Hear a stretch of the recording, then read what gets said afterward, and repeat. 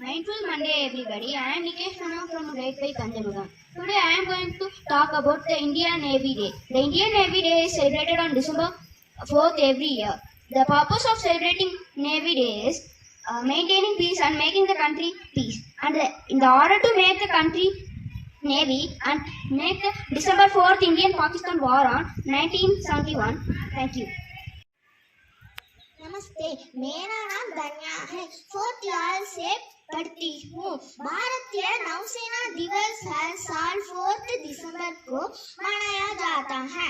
इस दिन 1971 को भारतीय पाकिस्तान युद्ध के लिए भारत भूमिका को याद करने के लिए मनाया जाता है।